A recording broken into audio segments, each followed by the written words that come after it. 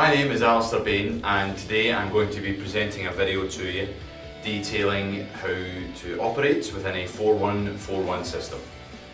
This video will pay specific reference to the movement of the fullbacks to move inside the field and connect like midfielders, but also the discipline required of wide players and the link-up play between attacking midfielders and strikers. The footage used for this video was taken from the club's PDL match against the Western Mass Pioneers on the 22nd of May 2015.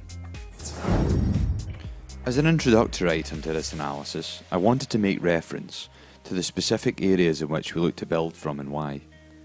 With the field split into 5 channels, we have highlighted in red 2 avenues we will use to break the first and second lines of pressure, which for the purpose of this piece we will call the half spaces.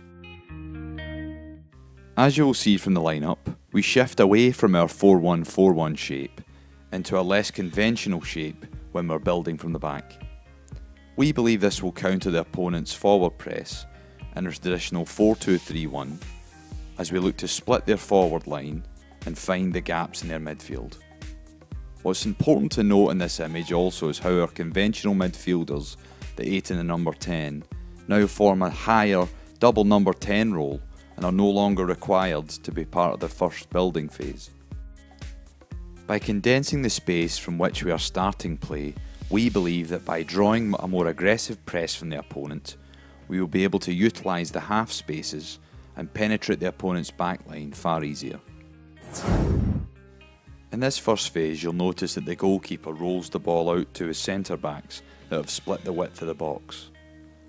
The deep line playmaker also drops in from a central pocket, clearing the space, but taking up a deeper role behind the centre backs. This now allows the full backs to invert and pick up possession in the half space. This alternate pattern shows the number 6 delaying the game by playing a combination pass with the number 5. This draws more pressure to the ball and opens up a larger area in the half space for the single inverted fullback to open up and play forward.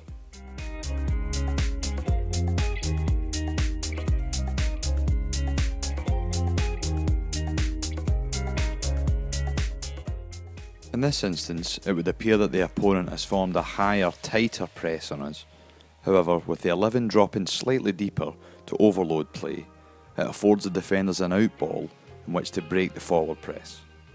From here the penetration comes from the number 3, whose movement to now attack the half space is evident by his run which goes unmarked. Even though the ball doesn't end up within that zone, there's now an overload of defensive pressure which allows us to switch out and attack on the weak side. With the opponent now dropping deeper, the 6 takes up a higher position and is able to find forward passes and left touches. With the number 3 again finding the ball in the half space, now he's able to find a striker who makes a run across the left centre back, drawing pressure and opening up the opponent's backline. As the number 6 moves across to pick up possession from a throw-in, the number 3 now inverts centrally to form a double pivot. With the ball finding the number 5, he's able to pass through the half space into the striker's feet. With the number 3 continuing to attack the central zone, he's then left unmarked and is able to attack the goal. In this shot, the opponent has switched to a 4-4-2 shape in order to add another number to the second line of the forward press.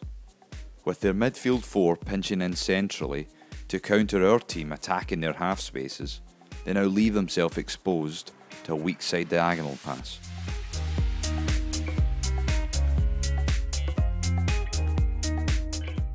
This next shot displays how effective the inverted fullbacks can be against a forward press that is not connected with their ball side winger. In this shot we see his lack of connectivity allows our number 2 to not only find possession in the half space, but by leaving the flank it opens up a passing angle for our number 7 to pick up the ball. In a further twist, look at the confusion as the winger now reverts back to defending the wide area, leaving our number 2 to attack the half space completely unmarked. With the opponents now becoming extremely disconnected in their first and second lines of pressure, Look how the fullback is now able to dribble into the half space, opening up a host of forward options.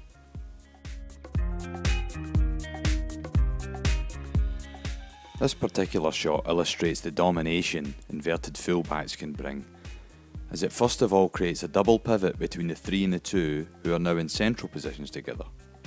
As they both combine, it forces the opposition wide players to press centrally, as our number 8 and number 10 are occupying the opponent's centre mids in higher areas. As the opponents overcompensate and press harder in central areas, this now leaves gaps in wide areas for our number 11 and 7 to exploit. When playing against a defensive unit that is deep and compact, the weak side inverted fullback's positioning allows him to take up a half space that is not only higher up the field, but as it's evident in this instance, he's able to find a split pass through the midfield line and into the path of our number 7.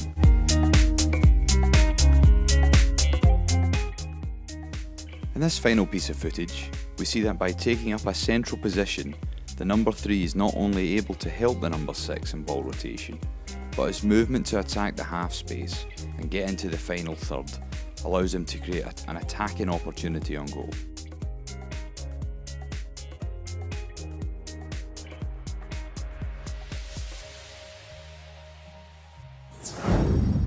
Thank you for taking the time to watch this video.